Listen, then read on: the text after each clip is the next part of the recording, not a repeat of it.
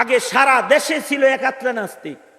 ওই সালমান রুশদি, কবির চৌধুরী, তসলিমা নাসরিন, এ ধরনের 2-4টা নাস্তিকের জ্বালায় দেশ গরম হয়েছে। দেশের মানুষের ইমান এত মজবুত ছিল যে নাস্তিক যদি 2-1টা মাথা চারা দিছে তো এই দেশের মানুষ নাস্তিকরে শাহজালালের মাটিতে থাকতে দেয় নাই, দাদার দেশে যায় ঘুমাইছে ওরা। কিন্তু এখন নাস্তিকরা শিক্ষা কমিশনে বসা, নাস্তিকরা এখন সরকার হিসাবে দেশ চালায়, মুসলিম দেশ চালায়। নাস্তিকরা সংসদের চেয়ারে বসে মুসলমানদের ভোটে নির্বাচিত প্রতিনিধি হয়ে বসে ইসলামের বিপক্ষে কথা কয়। এখন কাদিয়ানির দালালি করে প্রকাশ্যে মুসলমানের ঘর থেকে। তো এখন তো এই অবস্থাই ইমানের, এই যে দুর্দশাটা হইছে এটা তো আমাদের কারণেই হইছে। কারণ ওরা তো জন্মের পরে ওদের মুখে উচ্চারিত হয়েছিল লা ইলাহা ইল্লাল্লাহ মুহাম্মাদুর রাসূলুল্লাহ, কিন্তু আমরা এটার আদর্শ ওকে শিখাই নাই। আলহামদুলিল্লাহ আলহামদুলিল্লাহি ওয়া কাফা ওয়া সালামুন আলা ইবাদিহিল্লাযীনা ইসতাফা। أما بعد فأعوذ بالله من الشيطان الرجيم. بسم الله الرحمن الرحيم. يا أيها الذين آمنوا آمنوا بالله ورسوله. وقال النبي صلى الله عليه وسلم الإيمان بضع وسبعون شعبة أعلاها لا إله إلا الله وأدناها إماتة الأذى عن الطريق والحياء شعبة من الإيمان.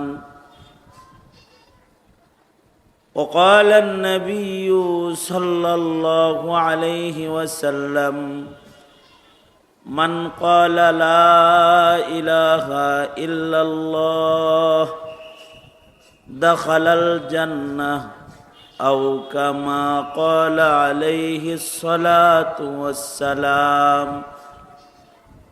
اللهم صل على محمد وعلى آل محمد كما صليت على إبراهيم وعلى آل إبراهيم إنك حميد مجيد.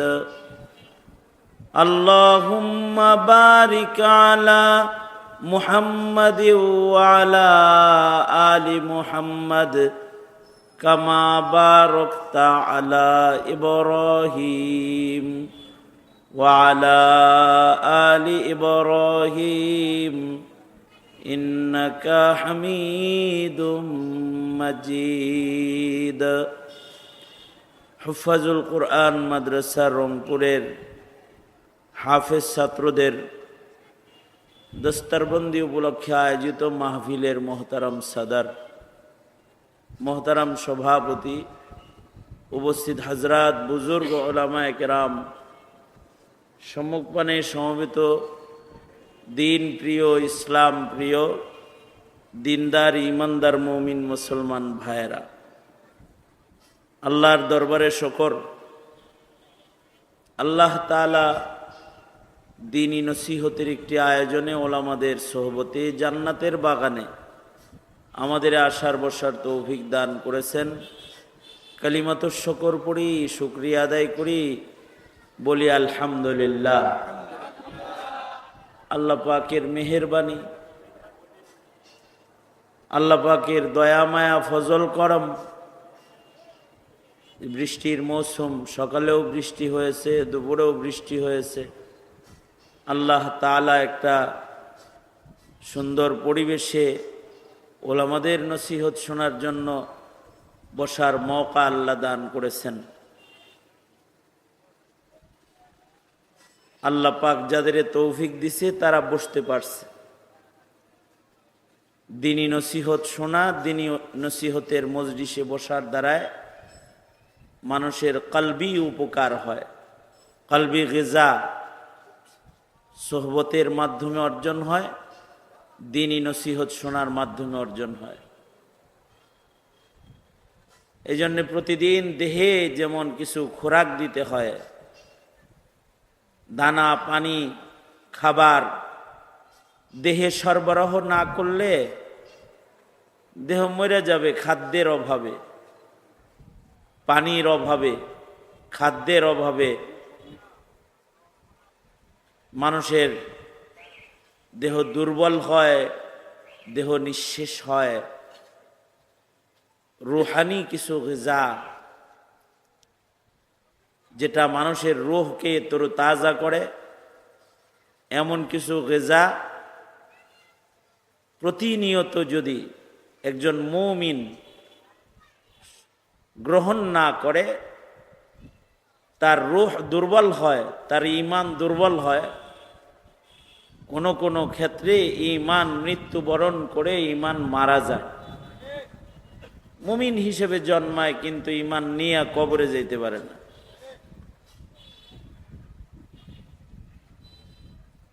একটা মানুষের জন্য সবচেয়ে বড় দৌলত ধন হলো তার ঈমানের ধন। এইটার চাইতে বড় ধন আর নাই। জমিনের উপরের মানুষ দুই প্রকার। এক প্রকারের মানুষ ঈমানদার মুমিন, আর এক প্রকারের মানুষ ঈমান নাই, মুশরিক, বেঈমান, বেঈমান। এই যে বেঈমান যারা, এদের জায়গা চিরস্থায়ী দোজখী জাহান্নামীরা। আর যাদের ঈমান আছে, যাদের মুখে আছে লা ইলাহা ইল্লাল্লাহ মুহাম্মাদুর রাসূলুল্লাহ, এই কালিমার বিশ্বাস যাদের আছে আর মুখে কালিমার উচ্চারণ যাদের আছে, আল্লাহ তাআলা তাদেরকে আল্লাহর জান্নাতে জায়গা দান করবেন। একেবারে সর্বনিম্ন ঈমানদারকেও এমন পৃথিবীর সমান রাজত্ব আল্লাহ দান করবেন। ঈমানের অনেক যত্ন করতে হয়। ঈমান যেন নষ্ট না হয়, ঈমান যেন দুর্বল না হয়, ঈমান যেন যত্ন সহকারে যেন এটাকে কবরে নিয়ে যাওয়া যায়। একটা মানুষের মূল সফলতাই হলো তার দৌলতি ঈমান সহ দুনিয়ার থেকে বিদায় গ্রহণ করা। এটা একটা মানুষের মৌলিক অর্জন, আসল অর্জন, মুখ্য অর্জন।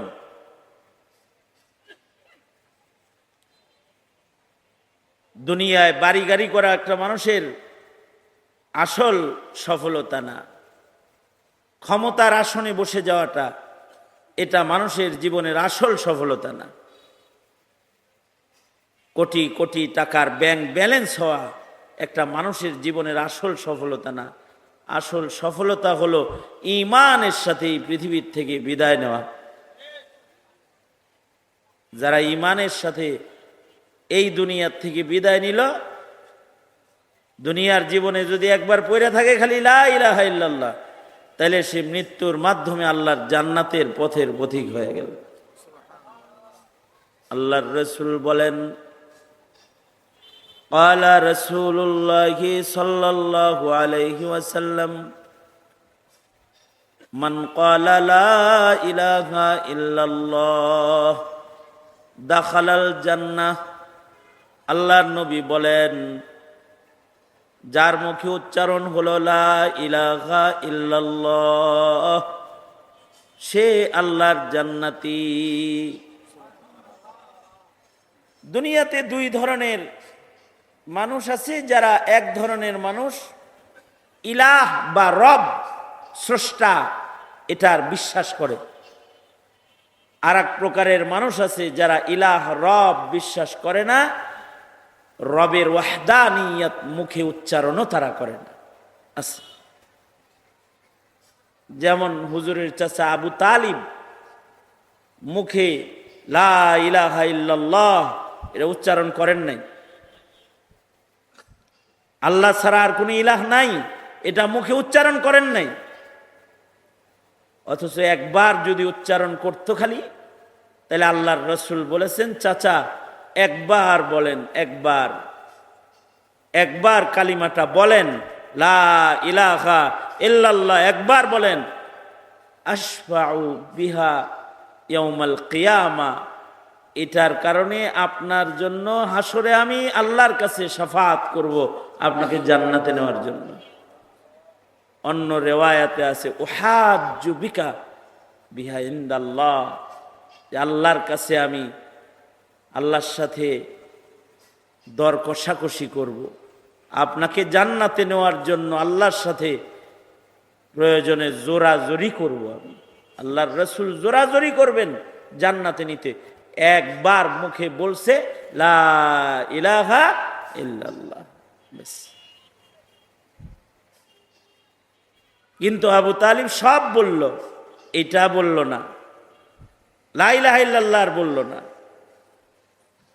আল্লাহর রসুল বলেন আমার চাচা লা ইলাহা ইল্লাল্লাহ বলল না, উনি দোজকি। অথচ চাচা পয়গম্বরের খাদেম, আবু তালিব পয়গম্বর আলাইহিস সালাতু ওয়াস সালামের খাদেম, অভিভাবক, নবীর দেখভাল নিরাপত্তার সব সারা জনম দিছে আবু তালিব, কিন্তু মুখে বলে না লা ইলাহা ইল্লাল্লাহ। আল্লাহর রাসূল বলেন দোজকি, জাহান্নামের মধ্যে আগুনের দুইটা জুতা আবু তালিবের পায়ে পড়ায়া দিলি, আল্লাহ তাআলা যখন পড়ায়া দিবি তো এইটার গরমেও তার মাথার মগজ গড়ায়া গড়ায়া পড়তে থাকবে, জাহান্নামে যাবে। আর যে কোন রকমে একবার কালেমাটা পড়ে ফেলাইছে মরার আগ দিয়ে, সেও আল্লাহর জান্নাতে চলে যাবে। ঈমান এর সাথে তার মৃত্যু হইছে, ঈমানের সাথে জন্ম হওয়া সফলতা না, ঈমানের সাথে মৃত্যু হওয়া হলো সফলতা। আবু বকরের জন্ম ঈমানের সাথে হয় নাই, উমরের জন্ম ঈমানের সাথে হয় নাই, সাহাবায়ে কেরাম রিজওয়ানুল্লাহ আলাইহিম আজমাইন ওনাদের জন্ম ঈমানের সাথে হয় নাই, কুফরের ঘরে হয়েছে। কিন্তু আসল কথা হলো মরার সময় ঈমানের সাথে গেল কিনা, হিসাবটা হলো এটা। এ কারণে জন্ম কোন ঘরে হয়েছে হিসাব এটা না, জন্ম কি ইব্রাহিমের ঘরে হলো, নাকি ইয়াকুবের ঘরে হলো, নাকি নূহ আলাইহিস সালাম আলাইহিমুস সালাম এইসব নবীদের ঘরে হলো, এটা হিসাব না। হিসাব হলো মরণ কেমন হলো, ঈমানের সাথে হলো নাকি ঈমানবিহীন মরণ হলো, এটা হলো হিসাব। अक्लमंदू से क्या पूछूं कि मेरी इब्तिदा क्या है, अक्लमंदू से क्या पूछूं कि मेरी इब्तिदा क्या है, कि मैं इस फिक्र में रहता हूँ मेरी इंतहा क्या है। बुद्धिमान যারা তারা তার শেষ ফিকির করতে থাকে, সন্তানের মরণটা কি ইমানের হালতে হবে কিনা এই চিন্তা করার নাম বুদ্ধিমান পিতার নাম। মা চিন্তা করবে আমার ছেলেটা কি ইমানের সাথে মৃত্যু হইতেছে নাকি আবার নাস্তিকের দলে যোগ দিতেছে যে রব মানে না।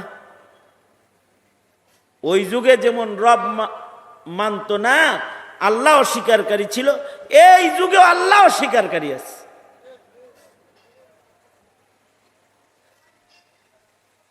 কারণ আল্লাহ আছে না নাই এই প্রশ্ন নাস্তিকরা মুসলমানদের কাছে এখন তুলে ধরে। মুসলমানের ঘরে জন্ম নিয়া, মুমিনের ঘরে জন্ম নিয়া ইমানবিহীন কবরে চলে যায়। জন্মাইছে ইমানের ঘরে, কিন্তু মৃত্যু হয় বেঈমান নাস্তিক আসাদ নূরের দলে, নাস্তিকদের দলে। সমাজ বড় ভয়ঙ্কর এখন দিনহীনতার কারণে। ঈমান কি জিনিস সেটা বুঝেই না এখন। সুতরাং নাস্তিক হয়ে কবরে চলে যায়, বেঈমান হয়ে কবরে চলে যায়। আমার এক বন্ধু, উনি এক জানাজার নামাজ পড়াইতে গেছে। জানাজা থেকে এসে আমাকে বলতেছে যে আজকে শুধু আমার কান্না পাইতাছে। কেন কান্না? আজকে মুসলমানের ঘরের আজব একটা প্রশ্ন শুনছি। কি প্রশ্ন শুনেছ? জানাজা পড়াইতে গেছি, যেই মাইয়েত মারা গেছে এই মাইয়েতের ছেলে বিদেশ থেকে বাবার জানাজা পড়তে আসছে, সাথে করে নিজের সন্তানটাকে নিয়ে আসছে দাদার লাশ দেখাইতে। কিন্তু যখন জানাজা শেষ হইছে তখন নাতি দাদার সম্পর্কে পিতার কাছে জিজ্ঞেস করতেছে, আব্বু এখন কি দাদার লাশ আগুন দিয়ে পোড়াইয়া দিবা? এই কথাটা শোনার পর থেকে আমি কান্না করতেছি। মুসলমানের ঘরের সন্তান তার দাদাকে কি গুরুস্থানে নেওয়া হবে নাকি শ্মশানে নেওয়া হবে তাও জানে না। একটা মুমিনের ঠিকানা কোন জায়গায় মরার পরে এটা সে জানে না। যেই ঘরের মুসলিম এটা জানে না। মুসলিম মরলে জানাজা করতে হয়, 3.5 হাত কবরে শোয়াইতে হয়, এটা শিখে নাই। অবশ্য এইটা শিখে ফেলেছে যে মানুষ মরলে আগুনে জ্বালানো যায়। এটা কেমনে শিখছে? মাদ্রাসায় শিখে নাই, বাবা মার সাথে হিন্দি সিনেমা দেখতে দেখতে মরার পরে মানুষ আগুনে জ্বালায় এটা শিখছে। কিন্তু মুসলিম সমাজের জানাজা পড়তে যায় মুসলমানের দাফনটা এ পর্যন্ত দেখে নাই। কারণ খ্রিস্টানের দেশে থাকে। তো যেই দেশের সন্তান পিতাকে জিজ্ঞেস করে যে দাদার লাশ কি আগুনে পোড়ানো হবে, সেই দেশের মুসলমানের সন্তান বাপেরে এটা জিজ্ঞাসা করতেই পারে। আল্লাহ নাই মনে হয়, দেখি না তো। কারণ সে কত কিছু দেখে, লুকিয়ে থাকা গ্রহ দেখে মেশিনের মাধ্যমে, সাগরের নিচের চিত্র দেখে মেশিনের মাধ্যমে। কিন্তু এখনো যে আল্লাহ দেখে না, খালি আল্লাহরে খোঁজে। আল্লাহ দেখা যায় না কেন? আল্লাহরে দেখতে চাই। বাপের কাছে প্রশ্নও করে আল্লাহ কো। হিন্দুরা তো তাগর রব দেহে যে পূজা করে, অগ্নি পূজকরা আগুন পূজা করে, আমার রব কো? প্রশ্ন। জীবনে যদি নিজের সন্তানকে এর উত্তর শিখায় না যান, তাইলে দেখবেন কলেজের বারান্দার থেকে আপনার ঘরের কালেমাওয়ালা সন্তানটাকে নাস্তিকরা তার বাজারে নিয়ে বসায় ফেলেছে। এটা দেখতে পাবেন যদি না শিখান।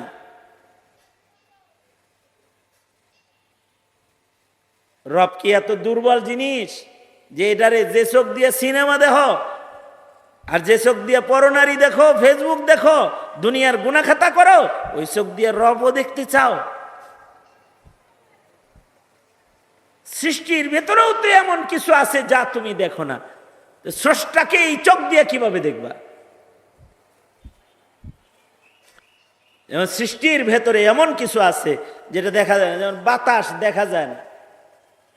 বাতাস দেখা যায়? দেখা যায় না। তবে দেখা না গেলেও বাতাস যে আছে এটা অনুভব করা যায়। বাইরে 1 ফুটা বাতাস নাই রে। কেমনে বুঝলা? একটা পাতাও নড়ে চড়ে না, বাতাস নাই। আবার কয় এখন বাইরে যাওয়া যাবে না, বাইরে প্রচন্ড ঝড়, বিল্ডিং এর ভিতর থেকে ঝড় বুঝা ফেলাইছে, বাতাস বেশি। কয় আমার উড়াই লয়ে যাইব। তোরে উড়াই লেবো কে? কয় দেখো না গাছ উড়াই লয়ে যায়, গাছ ভেঙে ফেললো, প্রবল বাতাস। বাতাসরেও তুমি গাছের পাতার দিকে তাকায় দেখলা, আল্লাহরে আল্লাহর সৃষ্টির ভেতরে তাকায় একটু দেখতে পারলা না যে তিনি আছে? অথবা তোমার সন্তানকে দেখাইতে পারলা না? তাইলে তো নাস্তিকের বাজার বড় হইতো না যদি দেখতে এভাবে। আগে সারা দেশে ছিল একাত্রা নাস্তিক। ওই সালমান রুশদি, কবির চৌধুরী, তসলিমা নাসরিন, এ ধরনের 2-4টা নাস্তিকের জ্বালায় দেশ গরম হয়েছে। দেশের মানুষের ঈমান এত মজবুত ছিল যে নাস্তিক যদি 2-1টা মাথাচাড়া দিছে তো এই দেশের মানুষ নাস্তিকরে শাহজালালের মাটিতে থাকতে দেয় নাই, দাদার দেশে যায় ঘুমাইছে ওরা। কিন্তু এখন নাস্তিকরা শিক্ষা কমিশনে বসা, নাস্তিকরা এখন সরকার হিসাবে দেশ চালায়, মুসলিম দেশ চালায়। নাস্তিকরা সংসদের চেয়ারে বসে মুসলমানদের ভোটে নির্বাচিত প্রতিনিধি হয়ে বসে ইসলামের বিপক্ষে কথা কয়। এখন কাদিয়ানির দালালি করে প্রকাশ্যে মুসলমানের ঘর থেকে। তো এখন তো এই অবস্থাই ইমানের, এই যে দুর্দশাটা হইছে এটা তো আমাদের কারণেই হইছে। কারণ ওরা তো জন্মের পরে ওদের মুখে উচ্চারিত হয়েছিল লা ইলাহা ইল্লাল্লাহ মুহাম্মাদুর রাসূলুল্লাহ, কিন্তু আমরা এটার আদর্শ ওকে শিখাই নাই।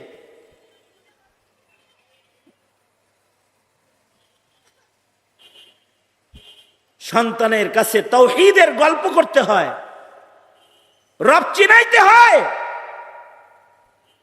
এদেশ তো দীর্ঘদিন এমন এক দুষ্ট শক্তি শাসন করেছে যারা মুসলমান মুমিনের ঘরে জন্ম নেওয়া মুসলিমকে ঈমানিয়াত শিক্ষা না দিয়ে হিন্দুত্ববাদ, গোমাতা শিক্ষা দিয়েছে। সঙ্গত কারণে ঈমান আর ইসলাম না চিনে না বুঝে হিন্দুত্ববাদের দিকে মুসলিম ধাবিত হয়েছে।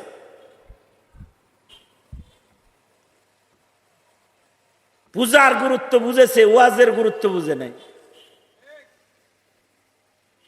মন্দিরের গুরুত্ব বুঝেছে, মসজিদের গুরুত্ব বুঝে নাই।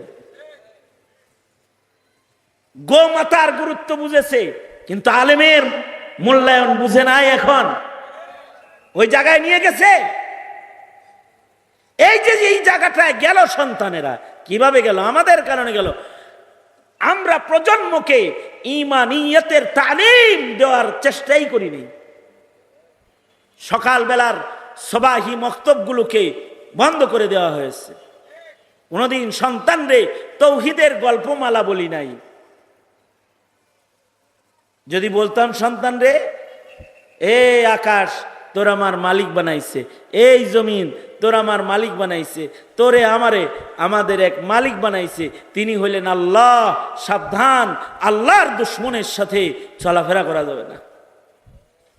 যদি এগুলো সতর্ক করতাম ছোটবেলা থেকে, তাহলে সন্তান রব বুঝতো, রব চিনত, স্রষ্টা চিনত। চিনাই নাই তো, নিজেই চিনে না রবের, আর সন্তানরে চিনাইব কই থেকে? নিজেও নাস্তিক্যবাদের তালে তাল দেয়। হ্যাঁ, নিজেরও মাঝে মধ্যে বুঝে আসে না। যেটা দেখা যায় না ওটা বিশ্বাস করতে তারও কষ্ট হয়।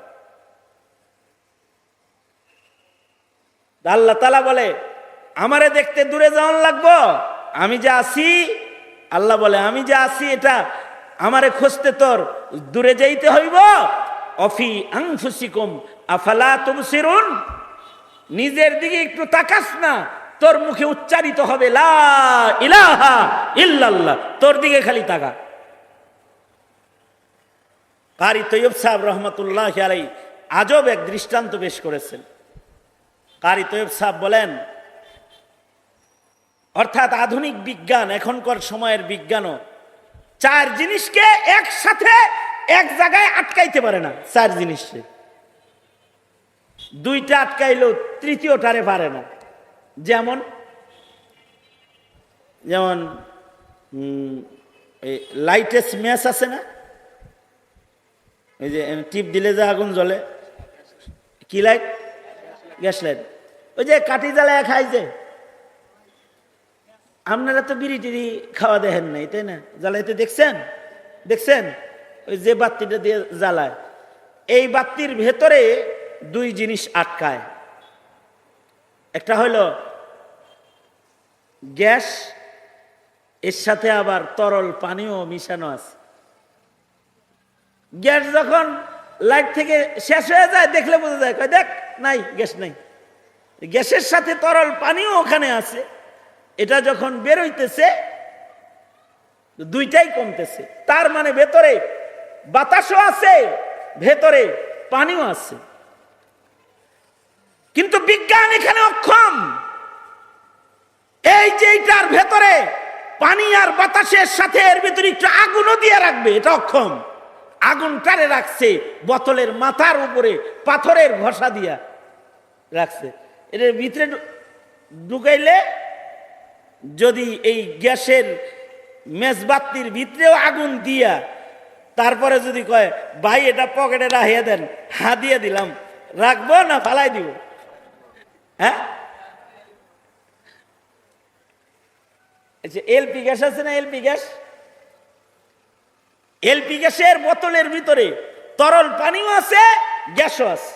চুলাটা রাখছে দূরে, কোনো কারণে যদি বোতলের মাথায় আগুন ধরে তাতে কি এটা গ্যাসের বোতল হয় না বোমার বোতল হয়ে যাবে? এটা এই বুঝা কইছেন তো? হ্যাঁ, এইরকম সিলিন্ডার ব্রাস্ট হইয়া বহু দোকান বাসা আগুন ধরে পুড়ে ছাই হয় নাই। তার মানে হলো বিজ্ঞান দুইটারে একত্রিত করতে পারলেও দুইয়ের জায়গায় তিন বানাইতে পারে নাই। তিন বানাইতে গেলেই কি আছে? কি আছে? তিন বানাইতে গেলে বিপদ আছে, বিপদ আছে। কিন্তু কারি তৈয়ব সাহেব বলে, দেখো অফি আনফুসিকুম আফালা তুবসিরুন, মানুষের দেহের ভিতরে আল্লাহ তাআলা চার জিনিস একসাথে রাইখা একটা বোমা বানাইয়া 80 বছর চার জিনিস এক দেহে আটকায় থুয়ে দিল, কোনদিন ব্রাস্ট হওয়ার ভয় হইল না। আল্লাহু আকবার, আরো আস্তে করে এখন আল্লাহু আকবার। মানে মানব দেহের ভিতরে বাতাস আছে, পানি আছে, আগুন আছে, মাটি আছে, সব দিয়ে একটা বোমা বানায়া ঘরে শোয়া দিছে। কিন্তু আল্লাহ এমন কুদরত দিয়ে এটারে মিলাইয়া রাখছে যে এটা ব্রাস্ট হইতেছে না 90 বছরেও। কিছুদিন আগে এক মাহফিলে যায় দেখি এক বুড়া চাচার বয়স 109 বছর। 100 বছরের উপরের মানুষ পাওয়া এখন মুশকিল। আমি হেরে দেখে গেলাম, চাচা এনার কপালে একটু চুমাই। 109 বছর বয়স আপনার, এটা তো 109 বছর বয়স এখন, এটা তো মুশকিল, পাওয়া যাবার চায় না। গ্রামে গঞ্জে আছে, কারণ এরা ফরমালিন ছাড়া জিনিস খায়, কিছু পাওয়া যায়। তা 109 বছর যাবত এই বোমাটা ঘরের ভিতরে আছে। এটা বোমা মানে এটার ভিতরে আগুন আছে, পানি আছে, বাতাস আছে।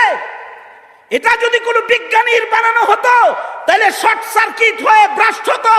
কিন্তু এটা আহকামুল হাকিমিন, আল্লাহর বানানো বিধায় 90 বছর স্বামী স্ত্রী এক বিছানায় শুয়ে রয়েছে, শর্ট সার্কিট হয়ে এটা ব্রাস্ট হয় নাই, ঘর জ্বলে যায় নাই, মানুষটা মরে গেছে কোনোভাবে, বাতাস বেড়ে গেছে, কিন্তু তার দেহ নামক এই ধাতু জমা জিনিসটা যেটা আল্লাহ বানাইছে, এটা কারোর বিপদের কারণ হয় নাই। আল্লাহু আকবার, হয় নাই। ওই রকম কোন দার্শনিকে বানাইতো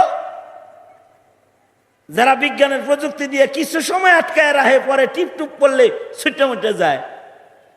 তাইলে জীবনে কোনোদিন জামাইয়ের লগে বউ ঘুমাইতো না, বউয়ের লগে জামাই ঘুমাইতো না, ছেলে সন্তান পিতার বুকের উপরে ঘুমাইতো না, কইতো বাবা আই লাভ ইউ দূর থেকে, কোন সময় আবার ফাইটটা যাইবা, থাক দূরেই থাকো। এই কুদরতের আড়াল থেকে এক মহান মালিক এগুলো করছেন, তাকে মানা যায়, কিন্তু এই নাপাক চর্ম চোখ দিয়ে তাকে দেখা যায় না। उसे माना तो जाता है मगर देखा नहीं जाता, उसे माना तो जाता है मगर देखा नहीं जाता, मुसल्लम लन तरानी है बस्तदलाल कुरआनी। এইটা বুঝা শুই না মুখ দিয়া আসতে হবে, লা ইলাহা ইল্লাল্লাহ। যদি একবার কারো মুখে এটা আসে ফাদাখালাল জান্নাহ। এই কঠিন বিষয়টা আপনি আপনার সন্তানকে শিখাইবেন না তো এটা বেঈমান হয়ে কবরে চলে যাবে, নাস্তিক হয়ে কবরে চলে যাবে। এ কারণেই মাদ্রাসা দরকার, হুফাজুল কোরআন দরকার, নুরানি মক্তব দরকার। হাফিজি হুজুরের নির্বাচনী মিশনের ঘোষণা ছিল যে আমি যদি প্রেসিডেন্ট হই, বটগাছ মার্কায় হাফিজ হুজুর ইলেকশন করছে, প্রত্যেক ইউনিয়নে একটা করে মক্তব চালু করব, যাতে করে আমার দেশে কোনো বেঈমান না থাকে। আল্লাহু আকবার জোরে করে বলেন। সুতরাং যেখানেই একটি মাদ্রাসা হবে ওটা জাতির ঈমান রক্ষার আন্দোলন। আল্লাহ তাআলা আমাদের সবাইকে, আমাদের নিজেদের, আমাদের প্রজন্মের ঈমান রক্ষার আন্দোলনে যোগদান করার তৌফিক দান করেন। আলহামদুলিল্লাহি রাব্বিল আলামিন, ওয়াসসালাতু ওয়াসসালামু আলা সাইয়্যিদিল আম্বিয়া ওয়াল মুরসালিন মুহাম্মাদিন ওয়া আলা আলিহি ওয়া আসহাবিহি আজমাইন। ربنا ظلمنا أنفسنا وإن لم تغفر لنا وترحمنا لنكونن من الخاسرين اللهم إنا نسألك الجنة ورزاك ونعوذ بك من النار। রব্বুল আলামিন, প্রচন্ড গরমের মধ্যে তোমার বান্দারা বসে কিছু কথা শুনেছে। আল্লাহ, তোমার বান্দাদের নিয়ে কিছু নসিহা হয়েছে, যা কিছু বলা হয়েছে আল্লাহ এর আমল তুমি তোমার বান্দাদেরকে দান করো। সকলের ঈমান দুরুস্ত করে দাও। মুসলিম ঘরের কোন সন্তান যেন ঈমান নষ্ট না হয়। বেঈমানি, নাস্তিকতা, হার কিসমের ফিতনা ফাসাদ থেকে মুসলিম সন্তানদের ধরে ধরে বাঁচাও। রব্বুল আলামিন, আমরা যারা এখানে বসেছি আমাদের কামিল ঈমান নসিব করে দাও। আল্লাহ, আমাদের সন্তানদেরকে ঈমান শিখাইবার তৌফিক তুমি আমাদের দান করো। আমাদের প্রজন্মের সন্তানদেরকে ঈমানের তালিম দেওয়ার তৌফিক আমাদের দান করো। এ আল্লাহ, ঈমানের মার্কাজ এই মাদ্রাসাটাকেও তুমি কবুল মঞ্জুর করে নাও। এ আল্লাহ, মাদ্রাসার সকল জরুরত খাজনায়ে গায়েব থেকে মিটায় দাও। দিন দিন তারাক্কি, উন্নতি তুমি দান করো। রব্বুল আলামিন, সারা দুনিয়ার মুসলমানদের নাজাত আর শান্তি দান করো আল্লাহ। ইয়া আল্লাহ, আমাদের যত মরহুমরা কবরে আছে তাদের কবরগুলো জান্নাতের বাগান বানায় দাও। যত অসুস্থ রোগী আছে তাদের সুস্থতার নিয়ামত দাও। ব্যবসায়ীর ব্যবসায়ে বরকত দাও, চাকরিজীবীর চাকরিতে বরকত দান করো আল্লাহ। আল্লাহ, জানি না কোন সময় মৌতের পরোয়ানা জারি হয়ে যায়। যেদিন মৃত্যু দিবা সেদিন ঈমানের মওত নসিব করে দিও আল্লাহ। খায়ের বরকতওয়ালা জিন্দেগি, সুস্থ সিহাত সালামতের জিন্দেগি আমাদের মওত পর্যন্ত দান করো। আল্লাহ, এই মাদ্রাসার স্থায়ী জায়গার ইন্তজাম করে দাও। মাদ্রাসার যতন এলাকাবাসীকে করার তৌফিক দান করো। মাদ্রাসার মুহতামিম প্রতিষ্ঠাতা ইখলাস ও মুহাব্বতের সাথে এই মাদ্রাসার খেদমত করার তৌফিক দাও। সারা দুনিয়ার যত মাদারিস মারাকিজগুলো আছে সব কবুল মঞ্জুর করে নাও। মাসাজিদগুলো আবাদ করে দাও। দিনকে বিজয় করে দাও, বদ্দিনকে মাগলুব বানায় দাও আল্লাহ। যত কল্যাণ, যত মঙ্গল সব আমাদের দাও। অকল্যাণ আর অমঙ্গল হতে ধরে ধরে আমাদেরকে তুমি বাঁচাও। সুবহান রাব্বিকা রাব্বিল ইজ্জাতি আম্মা ইয়াসিফুনা وسلام على المرسلين والحمد لله رب العالمين. السلام عليكم ورحمة الله.